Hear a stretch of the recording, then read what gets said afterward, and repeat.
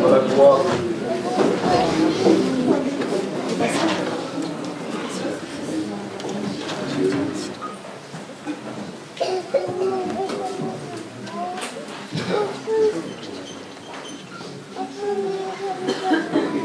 Gloire à Dieu. Bonjour à tous.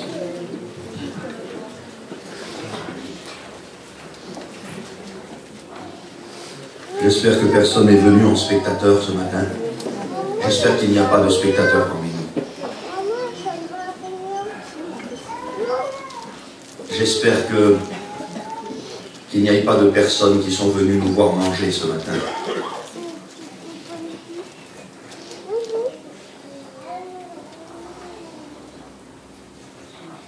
Le Seigneur ce matin va nous donner une bonne mesure. Une bonne mesure, serrée, secouée et qui déborde. La mesure qu'il donne, elle déborde partout. Nos réunions, frères et sœurs, c'est pas des pique-niques. Ça ne doit pas être un pique-nique, nos réunions. C'est un festin. Et j'espère que tous vont se mettre à table ce matin pour manger. Amen. Parce que c'est ce que Dieu veut faire. Loué soit Dieu.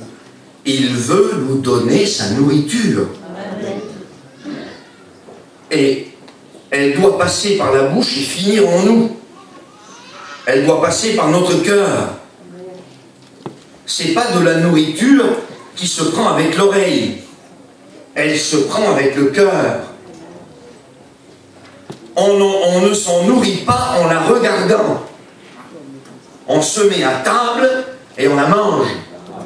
C'est le pain qui nourrit l'âme. Et ce matin, je le crois de tout mon cœur, pas parce que c'est moi qui prêche que Dieu me garde. Vous savez, on ne fait pas ces missions pour faire des concours de prédication, que Dieu nous garde de faire ça. Je crois que le Seigneur a, comme chaque dimanche, une bonne mesure à nous donner. Que nos cœurs soient grands ouverts. Pourquoi je dis qu'il faut que nos réunions soient des festins?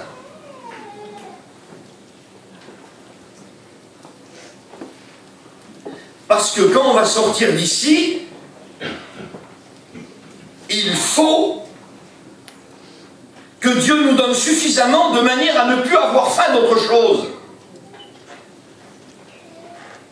Il faut du pain. Il faut que le cœur soit plein. Parce que quand le cœur n'est pas plein, quand on n'a pas reçu suffisamment, quand on ne s'est pas mis à table et qu'on n'a pas mangé, vous savez ce qui se passe? Ça m'est arrivé une fois. Il y avait mon cousin qui m'avait invité à manger. Et quand on a fini l'entrée, je me suis aperçu que c'était tout ce qu'il avait fait. Quand on est parti de chez lui, moi et ma femme, on est parti au McDonald's. On mourait par la faim. Ça vous a déjà arrivé ça? Mais je trouve que dans la région, ça n'arrive pas. C'était à Paris. Dans les régions, ici, quand quelqu'un vous invite à manger, vous mangez le midi, vous mangez plus le soir.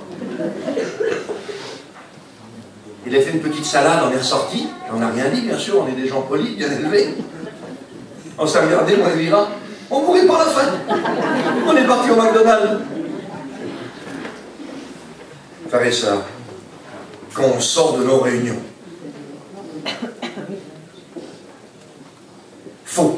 il faut en prendre suffisamment pour ne plus avoir faim d'autre chose dehors. C'est ici que le Seigneur se manifeste.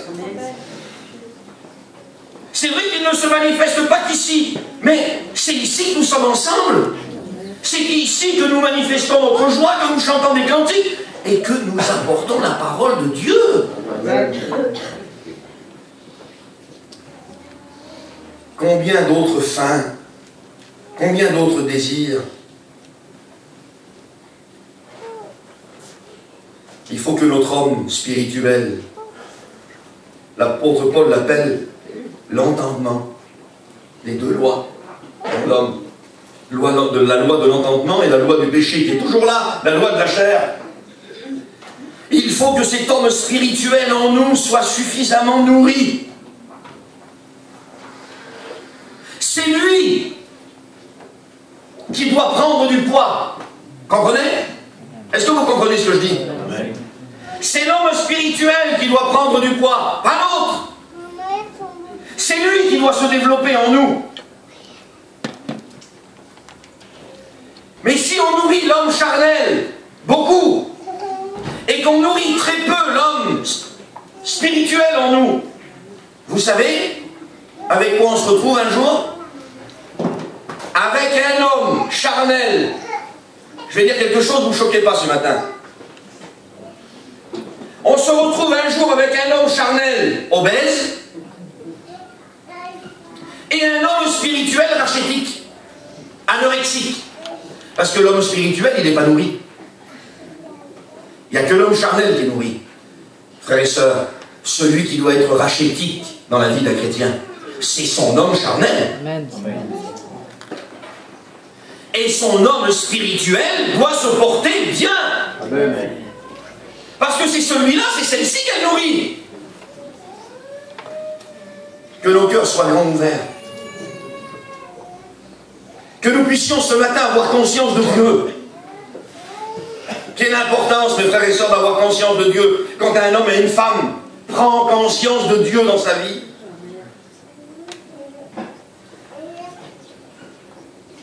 Genèse chapitre 3, vous trouvez la chute d'Adam et Ève.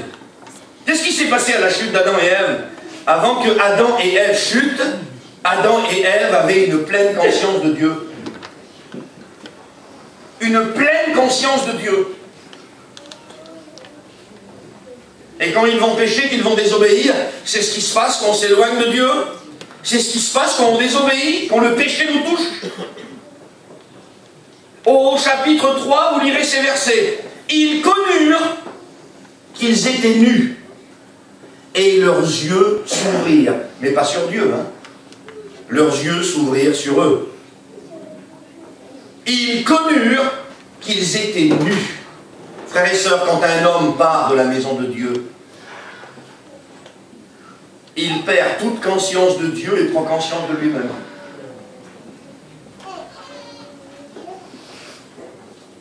Il perd toute conscience de Dieu et prend conscience de lui-même. Alors que quand un homme, une femme naît de nouveau,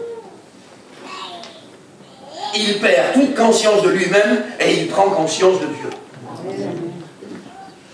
Et nous avons besoin de perdre toute conscience de nous-mêmes. Nous avons besoin de prendre pleinement conscience de Dieu, de ce qu'il est, de ce qu'il veut, de sa vision, de ses sentiments. L'expérience que le frère nous a racontée, c'est merveilleux ce que tu dis. Que nos yeux s'ouvrent. Que nos yeux s'ouvrent. Que Dieu nous ouvre nos yeux sur sa façon dont lui conçoit l'Église. De la façon dont Dieu conçoit les païens. Bientôt l'Église ne pardonne plus ce que Dieu pardonne. Bientôt elle pardonne ce que Dieu ne pardonne pas. Frères et sœurs, nous ne devons pas aligner la parole de Dieu à nos conceptions, mais nous devons aligner notre conception, nos pensées, nos consciences, nos façons de concevoir l'Évangile à la parole de Dieu. Et pas l'inverse. Avant de donner mon avis, je veux savoir ce que Dieu dit. Et je veux que mon esprit soit aligné à la parole. Amen. Je veux commencer à perdre conscience de moi-même. Ayez en vous les sentiments qui étaient en Christ. Et quand le frère racontait cette expérience, je pensais à ce que l'apôtre Paul enseignait à l'une de ses églises. Arrêtez, l'apôtre Paul disait, de concevoir toujours vos propres intérêts. Commencez à considérer les intérêts des autres. Nous voulons ressembler à Jésus? Voulons-nous ressembler à Jésus? Moi, je ne sais pas à qui vous voulez ressembler, mais moi, c'est à Jésus que je veux ressembler. Hein. Vous aussi, hein? Voulons-nous ressembler à Jésus? Ben, si un matin nous nous levons et que nous nous disons, tiens, aujourd'hui, je veux ressembler à Jésus, ben, regardez un petit peu ce que Jésus faisait de ses journées. Regardez à quoi Jésus était occupé. Quand il ne dormait pas ou qu'il ne mangeait pas, ben, il s'occupait des veuves et des orphelins. Quand il ne mangeait pas et qu'il ne dormait pas, quoique Jésus ne mangeait pas beaucoup non plus, puis alors quand les apôtres dormaient, il ne dormait pas, il priait. Il guérissait les malades. Il s'occupait des autres. Le principe de la semence et de la récolte. Je veux beaucoup, mais je donne peu. Le principe de la semence et de la récolte, vous l'avez écouté hier, cette fameuse multiplication des pains.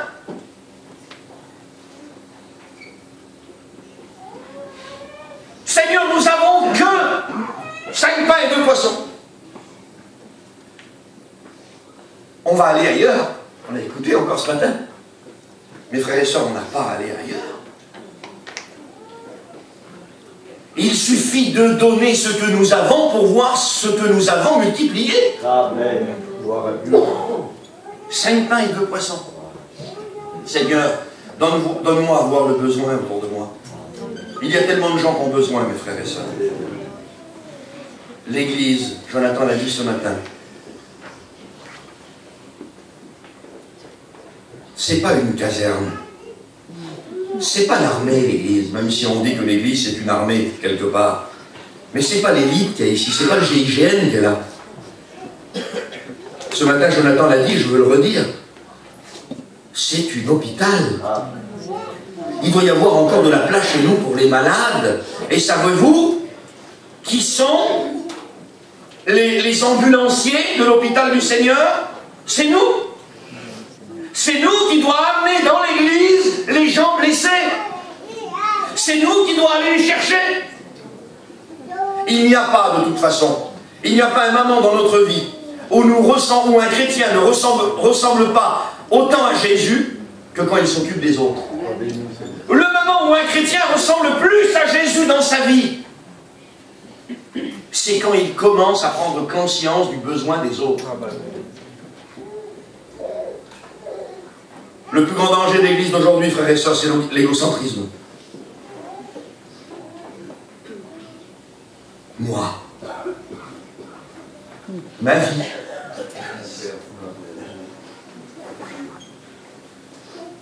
Je voudrais parler du physique, mais j'ose pas.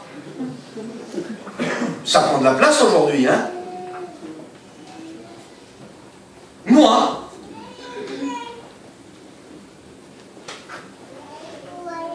Mes habits. Pas rien les habits aujourd'hui. C'est pas rien. Nos habits, nos affaires, nos petits passe-temps. Hein? Ah, je disais à Jonathan hier. Jonathan, passe-temps ou passion? Bientôt, certains passe-temps deviennent des passions. On change les mots aujourd'hui. On a changé les mots aujourd'hui.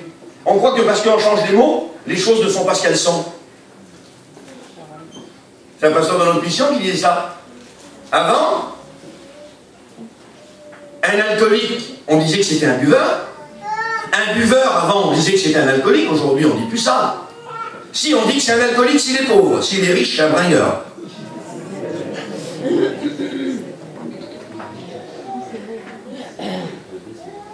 Pardonnez-moi, avec tout le respect que je vous dois, on a changé les mots.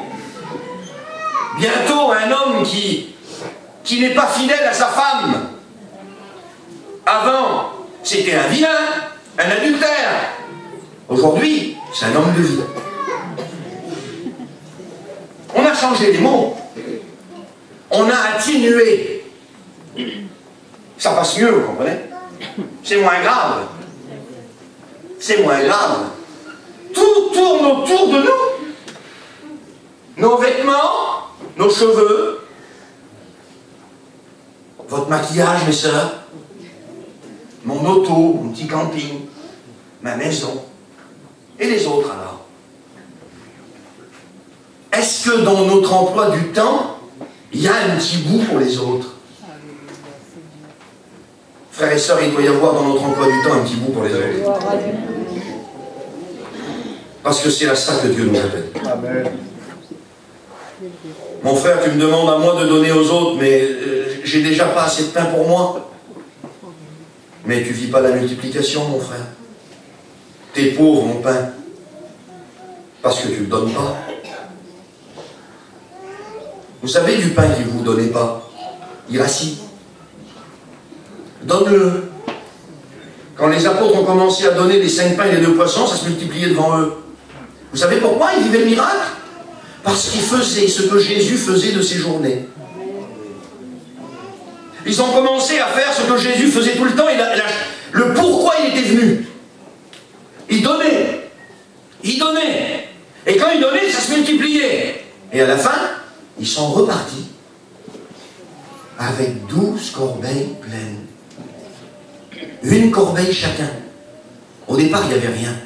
Peut-être que tu es si pauvre parce que t'en veux que pour toi. C'est peut-être pour ça que tu es si pauvre. Spirituellement, hein. Parce que dans le monde, on réussit que quand on pense à nous. Est-ce que c'est faux? Dans le monde, vous réussissez que si vous pensez qu'à vous. Dans le christianisme, vous réussissez que si vous pensez aux autres. C'est différent, hein? Les principes sont différents. Que Dieu nous y aide ce matin. Je vous invite, si vous avez pris votre Bible avec vous, à faire une lecture dans la parole de Dieu.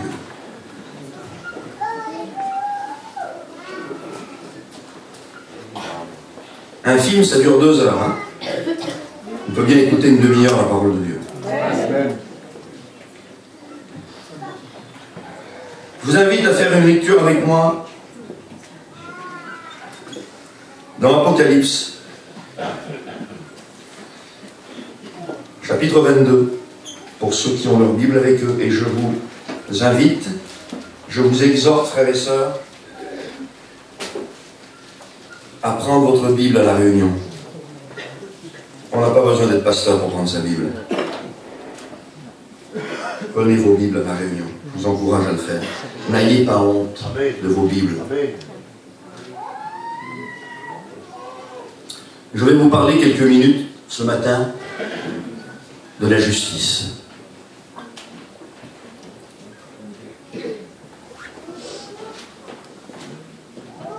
C'est important pour Dieu, la justice. Et Jonathan disait hier, ce qui est important pour Dieu doit l'être pour nous. Ce que Dieu aime, je veux l'aimer. Ce que Dieu n'aime pas, je ne veux pas l'aimer. Et ce que Dieu déteste encore moins. Je veux m'approcher de ce que Dieu déclare comme étant juste. Je veux me tenir en présence de tout ce que Dieu approuve et m'éloigner de tout ce qu'il déclare comme étant nocif pour moi. Apocalypse 22, chapitre 11. Que celui qui est injuste soit encore injuste. Que celui qui est souillé se souille encore. Et que le juste pratique encore la justice. Et que celui qui est saint, alléluia, se sanctifie encore. On refait la lecture ensemble. Que celui qui est injuste soit encore injuste. Que celui qui est souillé se souille encore. Le perdu ne peut pas être plus perdu que perdu. Il est souillé. Il n'a pas été purifié. Il n'a pas passé par la croix, ni par le sang. Jésus ne l'a pas transformé. Il a encore son cœur de pierre. Il n'a pas reçu un cœur de chair capable d'aimer Dieu. Qu'il se souille. Que l'injuste, celui qui n'a pas été justifié par le Christ, soit encore injuste. Si des fois certaines personnes pourraient faire l'immense erreur de croire que sans passer par Jésus, il y aurait un semblant de justice. Il n'y a pas de semblant de justice sans passer par Jésus. La Bible dit que la justice des hommes est comme un vêtement souillé devant Dieu. Que celui qui est injuste soit encore injuste, que celui qui est souillé, qui n'a pas été lavé, purifié, se souille encore. C'est pas parce qu'il fera quelques actes, quelques pratiques de justice ou de propreté que cela le rendra propre. Frères et sœurs, ce qui nous a rendus propres, c'est le sang de Jésus. Et ce qui peut te laver, la seule chose qui peut te laver, te purifier, c'est pas une petite action de droiture ou de propreté. La seule chose qui peut te rendre propre, pur, c'est le sang de Jésus. Car le sang de Jésus purifie de tout péché. Que celui qui est souillé se souille encore. Mais que le juste pratique encore la justice. Vous avez ici deux justices. Je vais passer vite sur ce verset. J'ai pris ce verset pour qu'on soit déjà au clair d'entrer sur le domaine doctrinal de la justice. Car dans la Bible, vous trouvez deux justices. Vous l'avez compris ce matin, je vais vous dire quelques mots sur la pratique de la justice. Mais on ne peut pas parler de la pratique de la justice sans la réalité où elle prend naissance. La justice d'un chrétien compte devant Dieu que s'il a passé par la justice imputée. Vous comprenez? Il y a deux justices dans la Bible. La Bible dit qu'Abraham crut en Dieu et cela lui fut imputé à justice. Jésus s'est fait justice pour nous, dit l'apôtre. Et il nous a greffé sa justice. Quand un homme, une femme, passe par la nouvelle naissance et qu'il demande pardon à Jésus et qu'il abandonne ses fautes à ses pieds, celui qui avoue et qui délaisse obtient miséricorde. Quand un homme, une femme rencontre Jésus, qui passe par la nouvelle naissance, quand un homme et une femme perdent toute conscience de lui-même et qui commence pour la première fois à prendre conscience de Dieu, Dieu fait de lui un juste. Savez-vous que quand Dieu regarde l'Église, il la voit à travers Jésus? Quand Dieu regarde l'Église, il voit Jésus. Nous sommes le corps, il est la tête. Nous sommes le corps du Christ, le temple du Saint-Esprit. Tel il est, tel nous sommes. Nous sommes une même plante avec lui. Il nous a rendus participants à sa nature divine. Voilà ce qu'est l'Église. Et quand il regarde l'Église, il voit la sainteté de Jésus imputée à l'Église. Parce que Jésus m'a rendu saint, parce que Jésus a fait de moi un juste et qu'il m'a greffé sa justice. Maintenant, mon devoir, moi, c'est de marcher dans la justice. Que le juste, celui qui a été rendu juste, pratique encore la justice. Et ce n'est pas cette justice pratiquée qui me sauve. Ce n'est pas la deuxième qui me sauve. C'est la première. Mais cette première qui me sauve doit produire en moi la deuxième. Frères et sœurs, quand Dieu regarde l'Église, il voit l'Église juste à travers Jésus. Frères et sœurs, quand le monde regarde l'Église, il doit la voir aussi juste dans sa pratique. Comprenez-vous cela?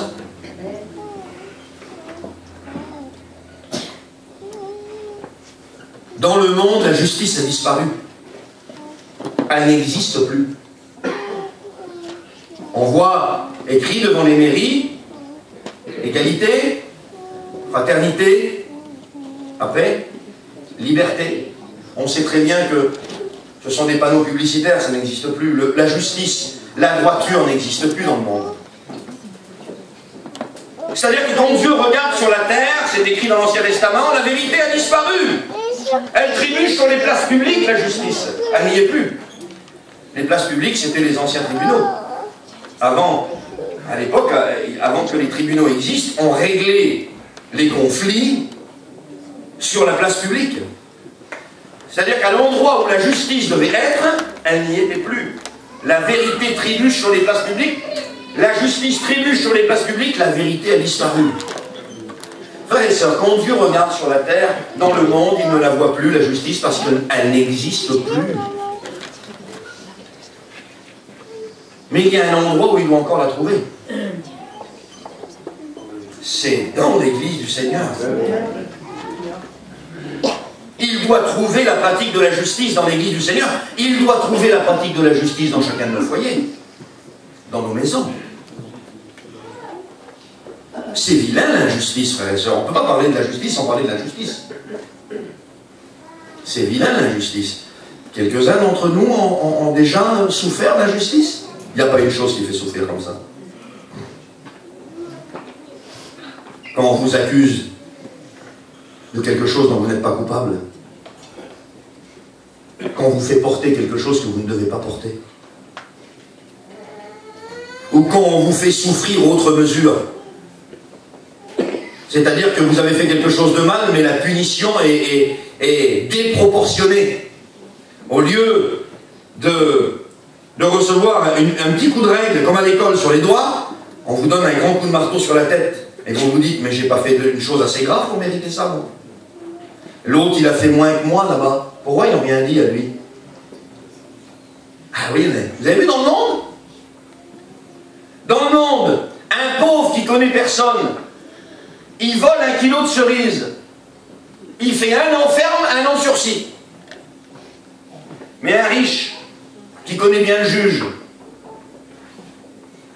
il prend 2 millions d'euros à une banque. Hein? Ça s'est passé il n'y a pas longtemps. Des millions et des millions d'euros ont été volés à une banque. Il est sur son yacht en train de se faire bronzer, lui. Parce qu'il est riche et il connaît des gens. Ça, c'est dans le monde. Mais ça ne doit pas exister dans l'église du Seigneur. Dans l'église du Seigneur, frères et sœurs, il n'y a pas de cousin germain. Comprenez? Est-ce que vous comprenez ce que je veux dire? Je sais que je ne vais pas ce matin vous tirer des amens. Les amens, je les ai eus vendredi. J'aurai pas d'amen ce matin, mais c'est pas ce que je cherche. Il n'y a pas de cousin dans l'église du Seigneur. Il n'y a pas de cousine Jarmine. Il n'y a pas de neveu. Il n'y a que des frères et sœurs. Parce que quand le Seigneur regarde dans le monde, la justice, elle n'y est pas. Mais au milieu du peuple de Dieu, dans l'église, dans un foyer chrétien, dans une famille chrétienne, il doit y avoir de la justice. On ne doit pas être des hommes qui parlent simplement, ou des femmes qui parlent de justice. Vous paraissez juste aux yeux des hommes, Jésus disait sur les pharisiens. En voulant dire, vous parlez comme des justes. Ah, il y a des personnes, mes frères et sœurs, on leur donnerait le bon Dieu sans confession. Vous les écoutez parler, ils sont droits comme la justice. Ouais, mais ils parlent comme des justes, mais ils ne marchent pas comme des justes. Je suis juste, moi. Ah, t'es juste. Ah, si tu le dis, alors. Moi, je veux bien croire. Mais il faut que tes actes le démontrent. Parce qu'on t'a vu à l'œuvre, l'autre fois, dans un conflit dans ta famille. Je trouve pas que tu es aussi juste que ça, moi. Tu as favorisé celui qui avait tort parce que c'était ta famille. Ou parce que tu avais quelque chose à gagner. Vous savez, frères et sœurs, qu'un chrétien, ça ne s'achète pas. On ne l'achète pas avec une grillade, un chrétien. On ne l'achète pas parce qu'on est de sa famille. Un chrétien, quand Dieu dit que c'est mal, vous lui mettez le couteau en dessous de la gorge, vous ne lui ferez pas dire que c'est bien. Et même si vous êtes de la famille. Mais je suis ton cousin. Mais moi je suis un chrétien. Comprenez? T'es mon cousin, je t'aime. Mais je suis un chrétien, moi. Et je ne peux pas te donner raison parce que t'es mon cousin, mon beau-frère ou mon neveu. La Bible dit que t'as tort. Alors je t'aime de tout mon cœur, je te prends, je t'embrasse sur la bouche, à la russe. Mais t'as tort. T'as pas raison parce que la Bible dit que t'as tort. C'est noir ce que tu fais. C'est noir.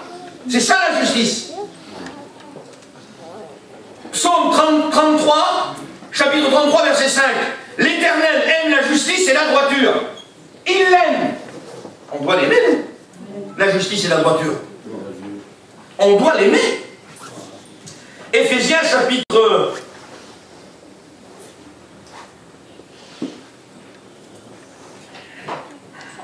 Éphésiens chapitre 6, verset 11. Écoutez bien ceci.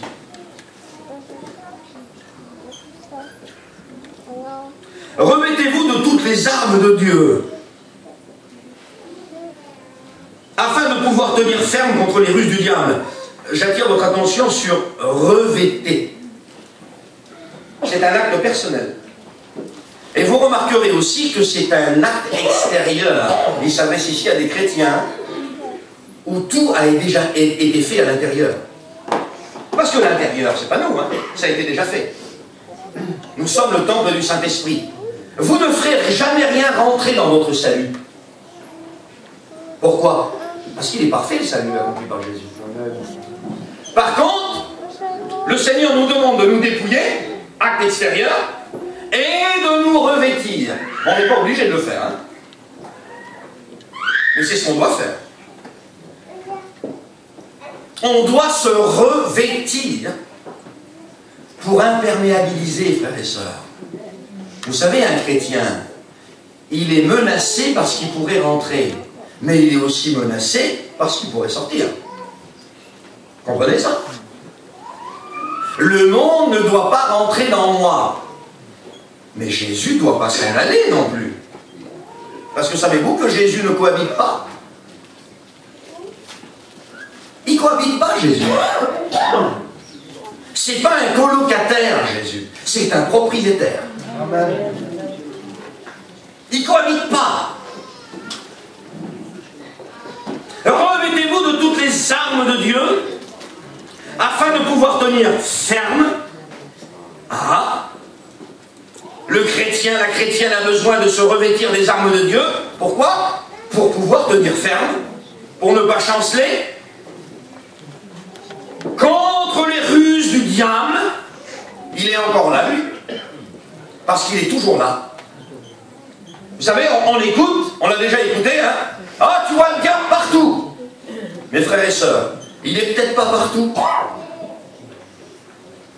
mais il est souvent là et souvent derrière beaucoup de situations que vous ne croyez pas. Je vous le dis. Vous n'avez pas à lutter contre la chair et le sang. Ne nous trompons pas de combat, frères et sœurs.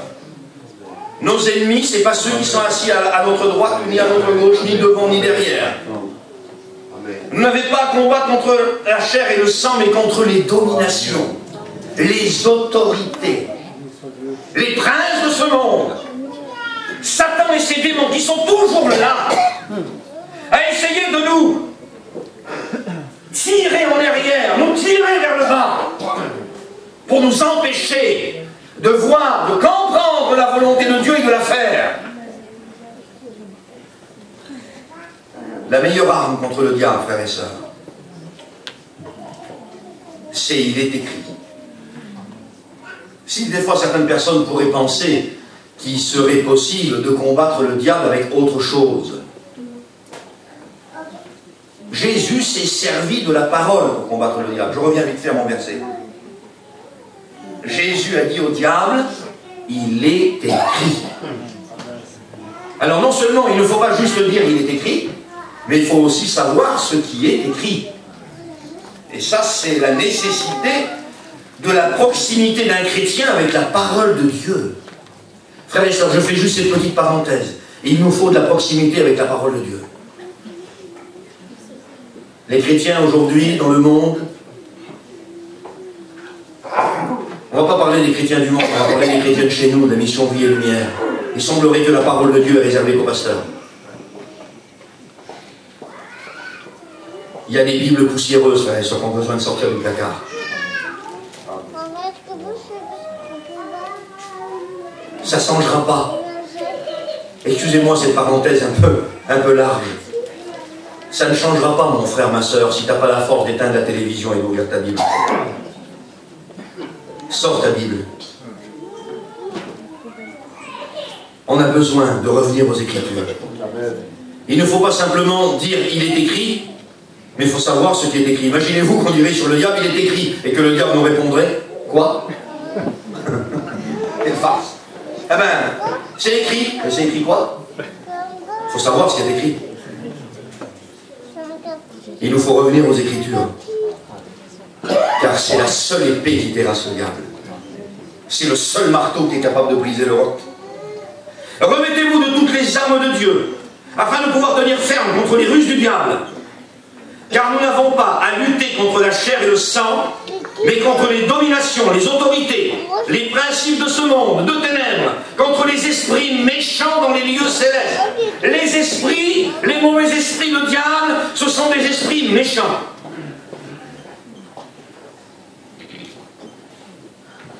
C'est pourquoi, prenez toutes les armes de Dieu, faites bien attention aux premières. C'est pas un hasard. Vous savez que chaque iota de la Bible est inspiré par le Saint-Esprit. Un homme disait un jour, même si Dieu aurait écrit la Bible de ses propres doigts, elle ne serait pas aussi exacte. C'est pourquoi prenez toutes les armes de Dieu afin de pouvoir tenir, afin de résister dans les mauvais jours. Et tenez ferme, après avoir tout surmonté.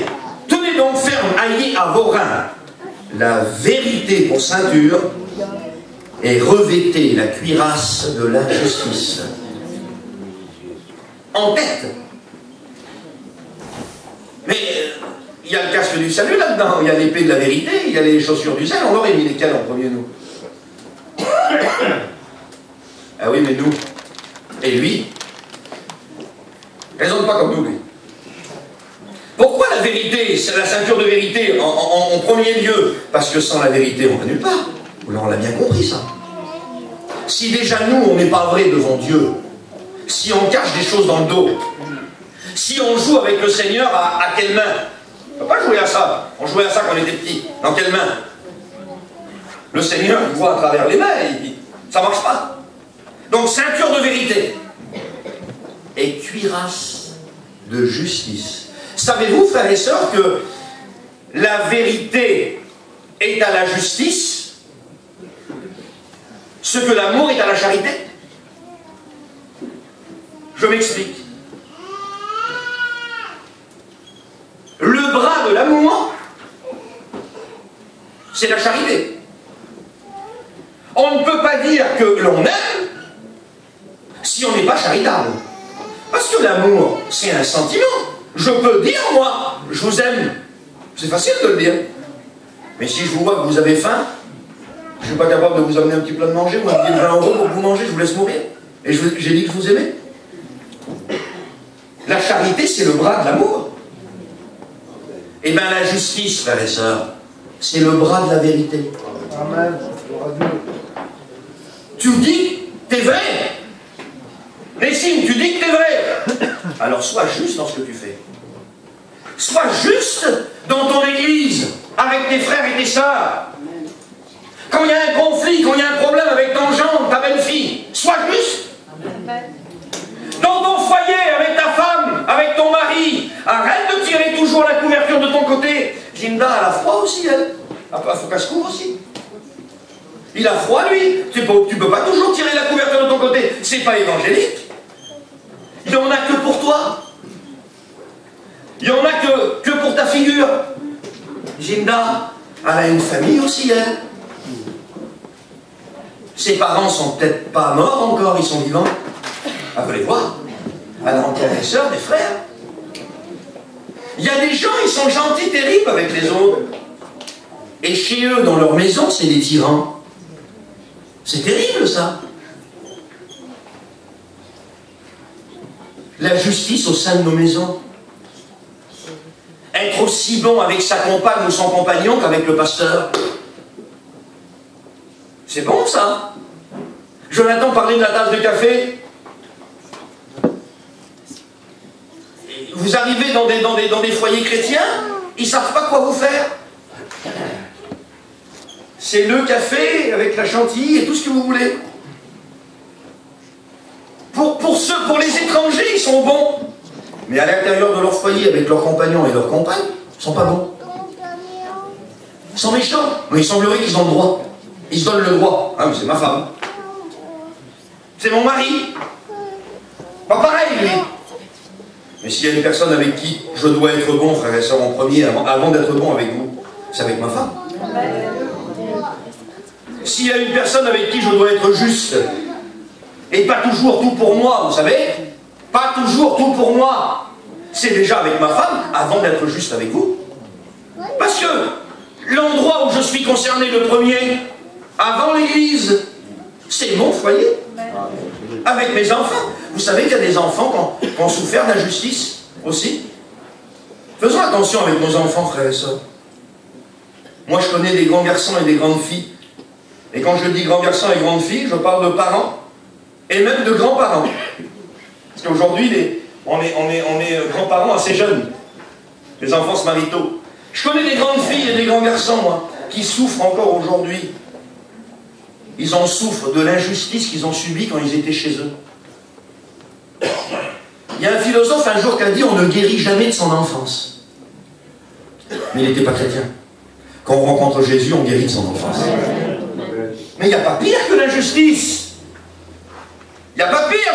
Je parlais avec une femme, là, dernièrement, avec ma compagne, son foyer. Une femme d'une quarantaine d'années, avec des enfants, mariés, heureuses, épanouis. Elle me parlait de ce qu'elle a vécu dans le foyer de ses parents, qu'elle était toujours mise de côté, que les parents faisaient toujours plus pour un et toujours moins pour elle. C'était la dernière roue. Elle a 40 ans, elle a des enfants, elle est mariée, elle a un mari, elle est heureuse. À me parler de ça, pleurer des grosses larmes comme ça. Ça s'en va pas. Quand on y pense, on pleure. Parce que l'injustice, on n'en guérit pas si ce n'est pas Jésus qui nous en guérit. Alors je vous dis ça pour vous faire comprendre que l'injustice, c'est affreux, atroce. Dieu le déteste. Et ça ne doit pas se trouver au milieu de l'église et au milieu des foyers chrétiens. C'est affreux. Ceinture de vérité, cuirasse de justice. Noé était connu comme un homme juste. La Bible dit que Noé était juste et intègre, et c'est ce qui a attiré l'attention de Dieu sur lui. Jean le Baptiste était connu comme un homme juste, Étienne était connu comme un homme juste, l'apôtre Paul. Il va jusqu'à dire « Je suis devenu votre ennemi parce que je vous ai dit la vérité. » Bientôt, il faut flatter les gens pour être bien avec eux. Mais on ne guérit personne quand on flatte. La flatterie, elle est du diable, frères et sœurs. La vérité, elle est de Dieu. Toujours dans l'amour, bien sûr. Ah oui, parce que la vérité tout seul, sans l'amour, c'est un gros marteau qui fend la tête à tout le monde. L'amour sans la vérité, c'est un gros tube de pommade dans le dos. Ça ne guérit pas non plus. Mais l'amour dans la vérité dans l'amour, ça guérit. Amen. Alléluia. Mais bientôt, il faut flatter les gens. N'ayons pas peur de la vérité, frères et sœurs. Vous écouterez la vérité, vous recevrez la vérité. Et la vérité vous affranchira. Elle est libératrice, la vérité de Dieu, hein.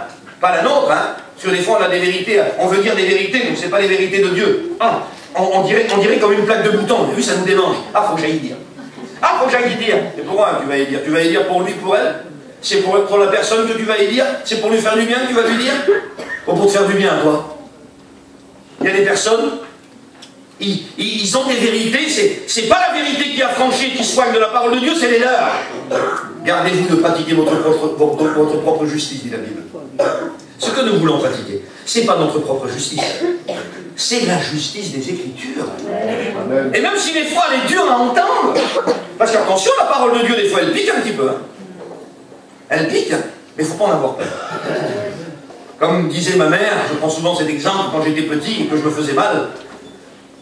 La bétadine n'existait pas, il n'y avait que l'alcool à 90.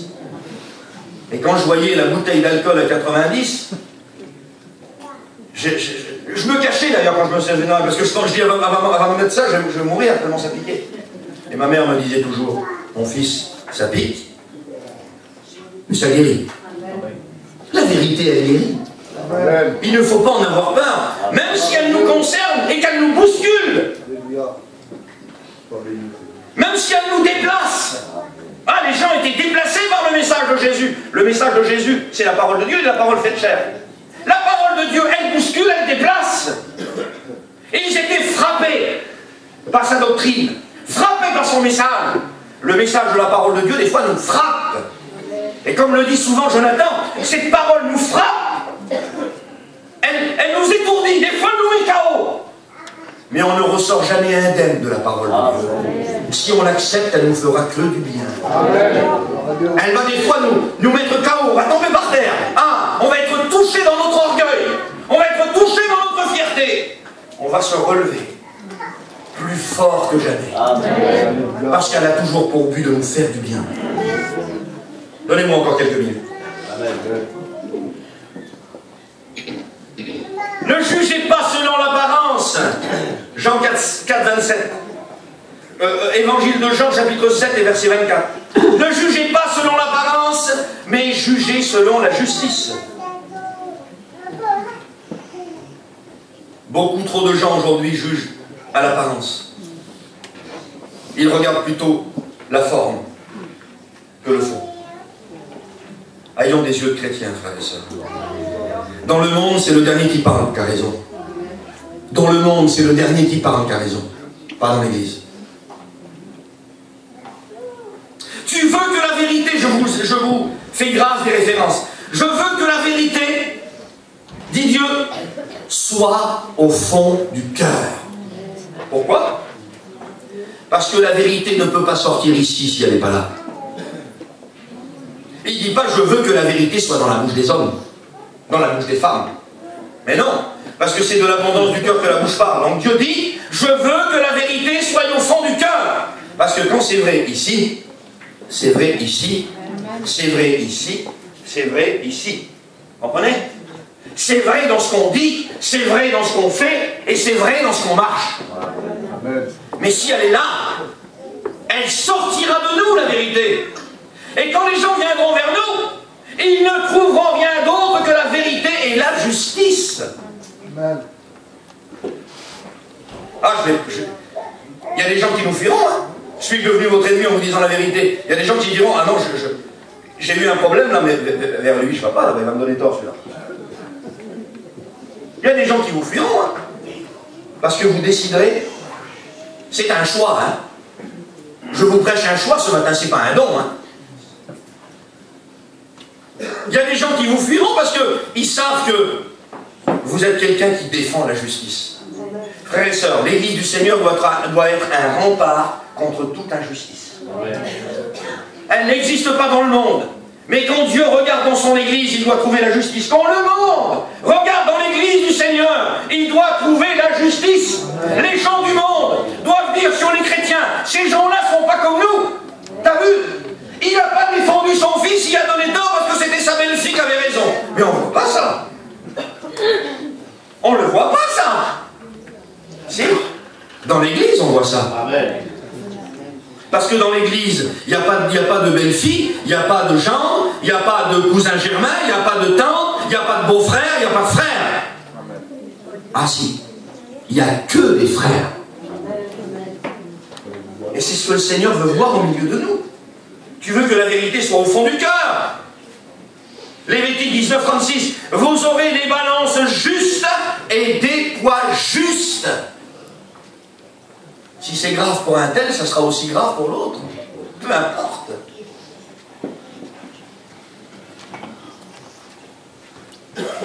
Proverbe chapitre 11 et verset 1. La balance fausse est en horreur à l'Éternel. Ah, en horreur à l'Éternel. Je vous disais tout à l'heure que ce que Dieu aime, nous devons l'aimer. Mais ce qu'il n'aime pas, qu'il déteste, qu'il a en horreur, on doit le détester, frères et sœurs. La balance fausse est en horreur à l'Éternel, mais le poids juste lui est agréable.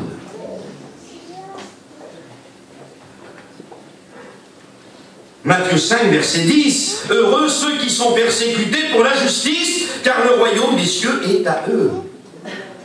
Il faut s'attendre à être un petit peu persécuté pour défendre la justice. Hein. Je vous disais tout à l'heure qu'un chrétien, ça ne s'ajoute pas. Des fois, on perd des plumes en défendant la justice. Hein. Je ne sais pas si ça se dit dans une prédication, ça, si. Chaque fois que je dis ça, je ne sais pas si ça se dit. Si ça se dit, ça. Mais je le dis toujours. Je n'ai pas d'autres mots. Des fois, on perd des plumes.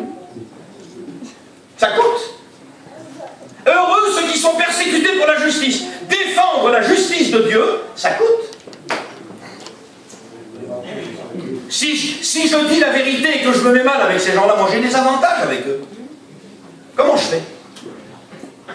C'est hiver, moi, je me mets où avec mon camping? Tu me fais rigoler, Nessim, toi. Hein, je me mets vers l'hiver, moi. Je vais me mettre où après, si je me mets mal avec eux? J'ai mon fils qui chine, une association de Chine.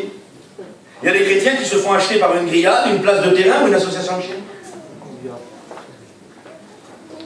Heureux ceux qui seront persécutés pour la justice, le royaume des cieux est à eux. Vous avez vu Jean-Baptiste, jusqu'à où il a été pour défendre la justice? On ne va pas jusque-là, nous, on n'ira jamais jusque-là, il a été jusqu'à la mort. Parce que le roi Hérode, il s'est certainement dit, comme beaucoup se disent, ah, il avait pris une femme qui ne devait pas prendre.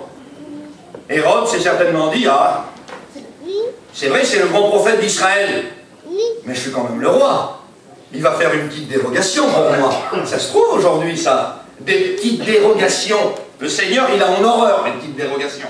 Il a en horreur les détours, le Seigneur.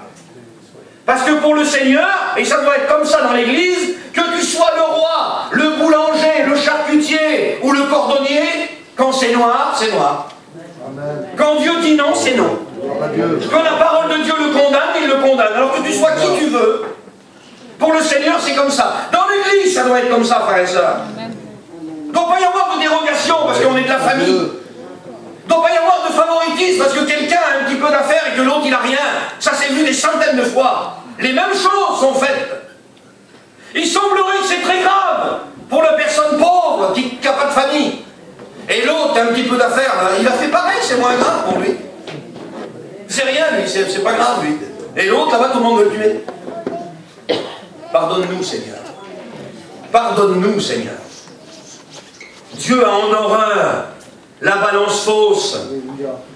Heureux ceux qui sont persécutés pour la justice. Ah, frères et sœurs, nous, les serviteurs de Dieu, et je le dis aussi pour mes frères serviteurs de Dieu qui sont là, il y a longtemps qu'on a renoncé à notre popularité pour défendre la justice. Quelqu'un qui veut que tout le monde l'aime, il ne peut pas défendre la justice. Parce que ce qui est le plus important pour lui, c'est d'être bien avec tout le monde. Est-ce que vous comprenez ce que je dis? Malheur à vous, quand les gens ne diront que du bien de vous, c'est écrit. Malheur à vous, quand les gens ne diront que du bien de vous. Ceux qui veulent plaire à tout le monde et qui veulent être bien avec tout le monde, ne peuvent pas dire la vérité en face aux gens. Ils ne peuvent pas. Nous, les serviteurs de Dieu, il y a longtemps qu'on a renoncé à notre popularité. L'apôtre Paul avait renoncé à sa popularité. Il le savait qu'en disant la vérité, il s'avait fait des ennemis. Il le savait. Vous vous ferez des ennemis si vous défendez la vérité. Vous en ferez. Il y a des gens à qui vous ne plairez pas, mais vous plairez à Dieu. Et les serviteurs de Dieu, nous, on en a fait le choix il y a longtemps. Il y a longtemps qu'on a fait le choix de renoncer à notre popularité. Il y a des gens qui ne nous approuvent pas, mais on veut défendre la justice de Dieu. La vérité de Dieu. Il y a ici une préférence de Dieu. Donnez-moi encore quelques minutes, s'il vous plaît. Proverbe chapitre 21 et verset 3. Vous savez qu'il y a des préférences de Dieu, qu'il y a des choses... Dans la Bible, tout est important. Mais il y a des choses plus importantes. Et Jonathan a fait allusion dans sa prédication. En parlant du foulard et de la prière. Il a dit que le foulard était important, mais que la prière était beaucoup plus importante. Les bâtiments, c'est important. Mais l'église, c'est plus important. Alléluia. Donc il y a des choses importantes dans la Bible, et des choses très plus importantes, que Dieu préfère. Même dans les doctrines, c'est une réalité. Il y a des doctrines qui sont salutaires et des doctrines qui ne le sont pas. La pratique de la justice et de l'équité, voilà ce que l'Éternel préfère au sacrifice. La pratique de la justice et l'équité. L'équité qui ne favorise personne, c'est un synonyme de la justice. Celui qui ne favorise personne. La vérité, la justice et l'équité. Celui qui ne favorise pas. Voilà ce que l'Éternel préfère. Frères et sœurs, il y a ici une préférence de Dieu. Je ne sais pas si ça vous intéresse. Moi, les préférences de Dieu, ça m'intéresse. Je ne veux pas filtrer le mouchon et avaler le chameau, moi. Vous non plus. Comprenez? Voilà ce que l'Éternel préfère à quoi? Au sacrifice. On a été injuste, ou on l'est encore. On a été injuste avec quelqu'un, et on a tenu nos positions par orgueil. On est injuste avec notre compagne ou notre compagnon. Injuste avec nos propres enfants. Notre gendre est mal avec nous parce qu'on lui a donné tort alors qu'il avait raison. Notre belle-fille est mal avec nous parce qu'on lui a donné tort alors qu'elle avait raison. On a été injuste. Et on croit colmater avec un sacrifice. Tiens, je vais aller jeûner dimanche. Mais ton jeûne, le Seigneur, il ne pose même pas les yeux dessus. Il ne pose pas les yeux sur ton jeûne, le Seigneur. Parce que si un chrétien ne s'achète pas, encore moins Dieu. Vous comprenez? Dieu ne s'achète pas avec un jeûne. C'est pas parce que vous allez rester 3 heures avec l'estomac vide, c'est pas parce que Nessim, tu vas rester 3 heures avec l'estomac vide, que Dieu va passer l'éponge sur ton injustice. Il la déteste. Dieu a en horreur. En horreur. C'est pas, j'aime pas. Il y a des choses qu'on n'aime pas. Il y a des choses qu'on a en horreur. Je peux pas. Si vous m'invitez à manger, si quelqu'un m'invite à manger, que vous faites quelque chose que j'aime pas, pour vous faire plaisir, par politesse, je vais quand même en manger. Mais si vous faites quelque chose dont j'ai en horreur, même pour vous faire plaisir, je ne pourrai pas. Je l'ai en horreur, même pas l'odeur, je peux pas. C'est-à-dire que par rapport à la justice, si Dieu aurait un estomac, eh bien il aurait des aigreurs face à la justice. Dieu ne la supporte pas. Psaume 89 et verset 15. Frères et sœurs, c'est pas étonnant que Dieu aime la justice. Écoutez ça. Psaume 89 et verset 15. La justice et l'équité sont la base de ton trône. Frères et sœurs, savez-vous que Dieu est assis sur la justice? Pas étonnant qu'il aime la justice, Dieu. Il est assis dessus. C'est la base de son trône.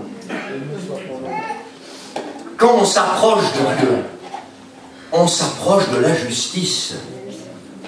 Que Dieu nous y aide.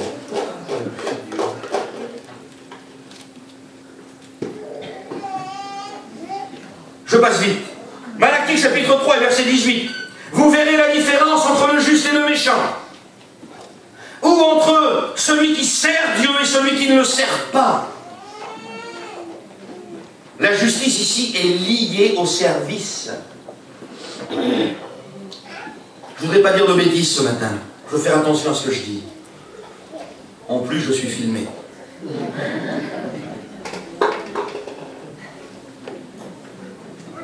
Travailler pour Dieu, c'est une chose. Que Dieu travaille avec nous, c'en est une autre.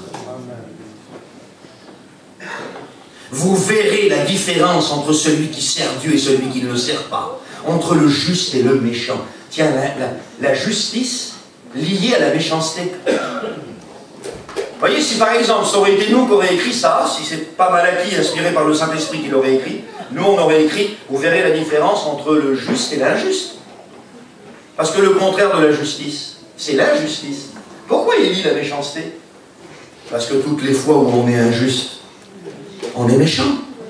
On fait pleurer les gens. On ne fait pas l'œuvre de Dieu, frères et sœurs. Je ne sais pas quelle œuvre on fait qu'on est injuste, mais ce n'est pas celle de Dieu. Vous verrez la différence. Ce n'est pas écrit, vous entendrez. Quand je vous disais tout à l'heure qu'il y a des personnes qui parlent comme des justes, le Seigneur ne nous demande pas de parler comme des justes. Vous verrez. Vous verrez. Il ne demande pas à son Église de parler comme des justes, il demande à son Église de marcher comme des justes. Marcher dans la justice de Dieu, dans nos foyers, avec nos enfants, avec nos compagnons, nos compagnes, au sein de notre Église. La droiture, défendre la justice coûte que coûte. pas. Je ne me le prononcerai pas ce matin. Quand je dis que c'est une chose de travailler pour Dieu et que c'en est une autre que Dieu travaille avec nous. Je ne sais pas si Dieu travaille avec les injustes, frères et sœurs. Savez-vous qu'il y a des chemins sur lesquels on n'emmènera pas Jésus? Il ne fera peut-être pas de nous des perdus. Christ en moi, l'espérance de la gloire. Connaissez-vous la différence avec Christ en nous et Christ avec nous? Je vous le dis vite fait. Christ en moi, l'espérance de la gloire. Christ en moi, c'est le salut. Christ avec moi, c'est l'approbation de Dieu. Ah, il y a des chemins sur lesquels on va aller, il s'en ira pas de nous, hein? Le salut, c'est pas des chemins de péché. C'est pas des chemins de choses très graves. Il nous quittera pas. On ne perdra pas le salut. Mais on ne l'engagera pas là-dessus, il ne marchera pas là-dessus. Il y a des chemins dans lesquels on s'engage, frères et sœurs, on s'engage tout seul. On n'amènera pas Dieu sur ces chemins-là. Alors on veut se poser la question, Seigneur, avant de prendre un chemin, là, avant de me prononcer dans une affaire, avant de défendre quelqu'un, avant de parler, je veux savoir si tu y vas là, toi, moi. Mais moi, si tu n'y vas pas, je n'irai pas non plus. Viens, on y va! Ah non, tu iras tout seul, mon ami. Comment, tu viens pas avec moi? Non, non, non, Seigneur, il ne va pas par là, lui. Moi, je te conseille de ne pas y aller non plus. Tu m'amèneras pas. Tu m'amèneras pas. Parce que ça, c'est pas un chemin du Seigneur, ça. Ça, c'est le chemin de tout ce que tu veux, le chemin de l'intérêt, le chemin de la famille, le chemin des amis, le chemin de tout ce que tu veux. Mais ce n'est pas le chemin du Seigneur. J'y vais pas. Dieu vous défendra. Dieu sera avec vous. Parce que vous défendez ce qui est cher à ses yeux. Vous défendez la base de son trône. Certains hommes ne vous suivront pas. Mais Dieu vous suivra. Je termine.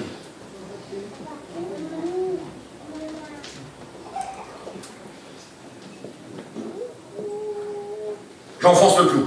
Et je termine. Pourquoi Nessim t'emploie cette expression « t'enfonce le clou » ? C'est pas un hasard pourquoi je dis « j'enfonce le clou ». Quand je dis « j'enfonce le clou », je fais allusion à la croix, bien sûr. Savez-vous que l'Église a été crucifiée avec le Christ? Et que toutes les fois où nous laissons Dieu enfoncer le clou, nous sommes un peu plus crucifiés avec lui. N'ayons pas peur d'être crucifiés avec lui. Plus on sera crucifié avec lui, moins on gigotera. Plus on sera crucifié avec lui, moins on ira où on veut aller. Plus on sera crucifié avec lui, plus on ira où il va. Amen. Alors j'enfonce le clou. J'ai besoin d'enfoncer le clou dans ma propre vie. Je n'ai pas peur. Je sais que tous les jours, je dois me crucifier un peu plus avec lui. Il ne m'a pas pris ma vie. Vous savez que l'Église peut le dire, ce que Jésus a dit? On ne me prend pas ma vie, mais je la donne. Christ n'a pas pris votre vie. Vous lui avez donné. Amen. Seigneur, crucifie-moi un peu plus tous les jours avec toi. J'enfonce le clou et je termine. Matthieu 23, 23. Malheur à vous, scribes. Vous payez la dîme et vous laissez ce qui est le plus important dans la loi. Tiens, tout à l'heure on a vu une préférence de Dieu et maintenant Dieu, Jésus dit, vous payez les dîmes? C'est important les dîmes, vous croyez? Donnez pour le Seigneur. Donnez pour l'œuvre de Dieu. Les offrandes, les dîmes, c'est même lié à l'exaucement des prières, pour ceux qui lisent un peu la Bible. Les dîmes, c'est important. Jésus va dire, vous payez les dîmes et les offrandes, mais vous laissez dans la parole de Dieu ce qui est le plus important. La justice, je ne l'ai pas inventé, hein. La miséricorde et la fidélité. Vous savez que c'est trois choses qui sont les mêmes? La justice, la miséricorde et la fidélité. Je vous disais tout à l'heure que le Seigneur ne s'agite pas non plus. Un chrétien ne s'agite pas, mais Dieu non plus. Je suis pas bien, ça va pas, je fais des choses qui vont pas. Je caricature. Dimanche, je vais donner un gros billet à l'offrande. On sait très bien qu'il n'y a aucun de nous qui le fait. Les pharisiens le faisaient. Les pharisiens avaient cru acheter Dieu par les dîmes et les offrandes. Et Jésus va dire, mais Vous pratiquez ces choses-là, les dîmes et les offrandes, mais vous laissez dans la loi ce qui est le plus important. Le plus important, la justice, la miséricorde, la fidélité. Pourquoi ces choses sont liées? Parce que toutes les fois où on est juste, frères et sœurs, toutes les fois où on est juste, on est miséricorde. Et toutes les fois où on est miséricorde, on est fidèle. Le comprenez-vous? Verset 24, vous filtrez le moucheron et vous avalez le chameau. Ça y est, je termine. Donnez-moi 2 minutes et ça y est. Amen. Vous filtrez le moucheron et vous avalez le chameau. Ah, que Dieu nous garde. De considérer ce qui est moyennement important pour Dieu, et nous on en fait tout un plat. C'est une montre, ça. C'est qu'une montre. Pour Dieu, c'est une montre et rien de plus. Ça ne sera jamais aussi important que la croix. Vous comprenez? Mais bientôt, nous, on filtre le moucheron et on avale le chameau. C'est-à-dire que, sur certaines choses qui sont peu importantes pour Dieu, on en fait tout un plat. On en fait tout un plat. Fais-nous une parabole, Messim. J'ai peur, on met des paraboles, je fais toujours des paraboles bizarres.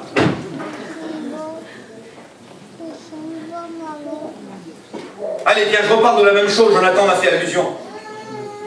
T'as vu? Dimanche, la sœur, elle est venue et elle a prié sans son foulard. Ah ben là, on est beau. Ah ben là, vous pouvez fermer la vie de Dieu. Hein. Les frères, vous pouvez fermer l'église. Hein.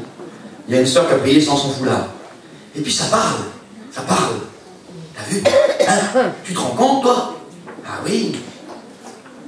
Mais toi, ma sœur, elle a prié sans son foulard, t'en fais tout un plat, toi. Tu filtres le moucheron. Mais t'as calomnié ton pasteur la semaine dernière. T'as été dans une maison, dans une caravane, et t'as parlé sur ton pasteur. T'as calomnié. Vous savez que la calomnie vient du diable? Il est appelé le calomniateur. C'est ça, filtrer le moucheron et avaler le chameau. C'est faire des grandes manières sur quelque chose qui est secondaire. Et passer sous silence ce qui est très important.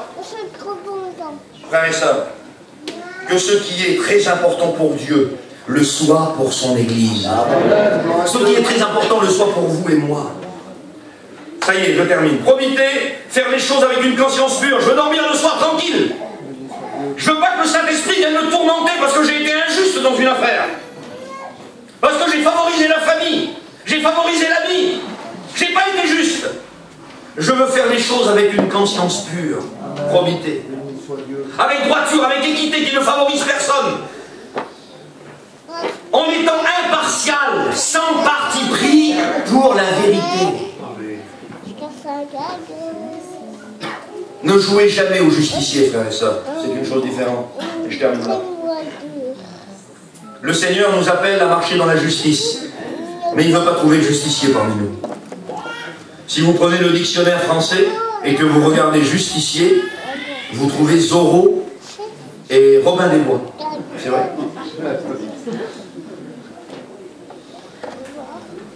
Des hommes qui avancent masqués. Le Seigneur ne veut pas des justiciers. Le mot justicier veut dire redresseur de tort, vengeur. Vengeur. C'est pas vrai, t'as fait ça. Tu dis rien, toi. Ah, t'as dit ça, t'as rien dit. Attends que j'envoie. Lui en donner, moi, j'attends au virage. On n'est pas des vengeurs, hein. Dieu sait et connaît ceux qui ont subi des injustices. Nous devrions avoir peur de faire souffrir les enfants de Dieu, frères et sœurs. Faisons très attention. Faisons très attention. Vous avez le droit de vous en prendre à vous. Mais ne vous en prenez jamais à moi. Hein. Est-ce que vous comprenez? Si demain je tombe dans le péché, moi, je m'en prends à moi-même, je me perds. Mais que Dieu me garde de m'en prendre à vous. Parce qu'en touchant à vous, je touche à une propriété de Dieu. Et que quand je vous fais pleurer, c'est Dieu que je fais pleurer. Qu'il n'y ait pas de justicier parmi nous. Redresseur de tort, vengeur, personne qui rend la justice sans y être autorisé. Dieu ne nous donne pas l'autorité d'être des vengeurs, de venger ceux à qui on a fait des injustices. Le Seigneur nous demande d'être juste. Juste pour nous et juste pour l'autre à côté. C'est-à-dire, je subis une injustice. Défends ta cause contre ton prochain. Mais fais attention quand tu défends ta cause. Ne révèle pas le secret d'un autre. Hein. Fais pas souffrir les autres pour juste défendre ta figure. Hein. Fais attention. Hein. L'injustice doit nous gêner quand on en est l'objet. Mais elle doit aussi nous gêner quand les autres en sont l'objet. Mais le Seigneur ne nous appelle pas à être des vengeurs. Vous savez pourquoi? Deutéronome chapitre 1 verset 17. Vous ne craindrez aucun homme, car c'est Dieu qui rend justice. Il y a des personnes qui ont vécu des injustices. Mais si je ferais lever la main ce matin, il y a des personnes qui leveraient la main. On en a tous subi. Je sais ce que c'est aussi, moi. J'ai pleuré dans mon lit pendant des mois, parce qu'on m'avait accusé de quelque chose dont je n'étais pas coupable. Ma femme entendait pleurer la nuit. Il n'y a pas pire que ça. Quand notre cause est remise entre les mains de Dieu, quand nous avons déposé notre cause au ciel, le ciel prend notre cause en charge. Le ciel, comme dit Jonathan, se mobilise. Ne te défends pas. Tu vas te faire du mal, tu vas faire du mal aux autres. Laisse le Seigneur te défendre. Il sait ce qu'il fait. On prie maintenant.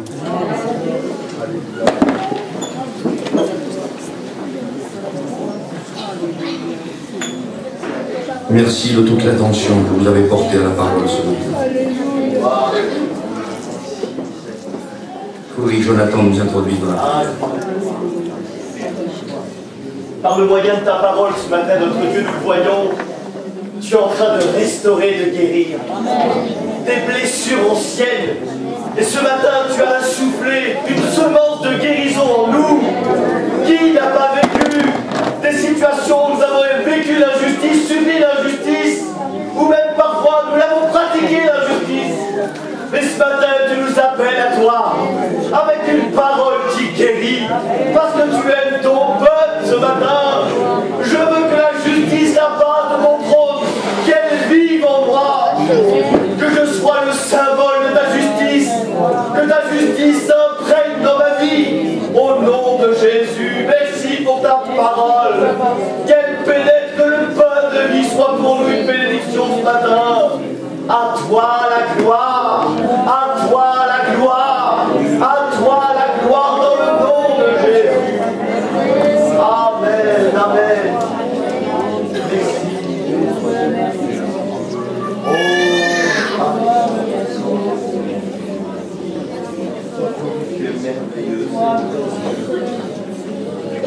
Restons dans la prière. Laissons les yeux fermés. Seigneur, j'en ai pas fait autant pour souffrir autant. Seigneur, j'en ai pas fait assez pour souffrir comme je souffre. Le Seigneur ce matin veut te reconstruire. Il veut penser tes plaies. Tu souffres à cause des erreurs des autres. Le Seigneur veut te restaurer ce matin. Il veut penser tes plaies. Il t'aime. Il veut te réparer. Jésus veut te réparer ce matin. Je voudrais que s'il y a des personnes ce matin qui ont besoin d'être réparées, qui ont souffert autre mesure, on fait tous des erreurs, mais des fois nos souffrances sont déproportionnées par rapport à nos erreurs, déproportionnées. Le Seigneur veut te réparer ce matin. S'il y a des personnes qui ont besoin d'être réparées ce matin, je vous invite à venir, à vous lever et à venir devant, on va prier pour vous. Venez, vous qui avez besoin d'être réparés ce matin. Vous qui vivez une souffrance injuste. Vous qui vivez encore des douleurs d'anciennes plaies, d'anciennes blessures. Il y a des blessures qui sont anciennes. Ils sont cicatrisés, on les voit presque plus, mais on a toujours mal. Ils sont toujours là, omniprésentes.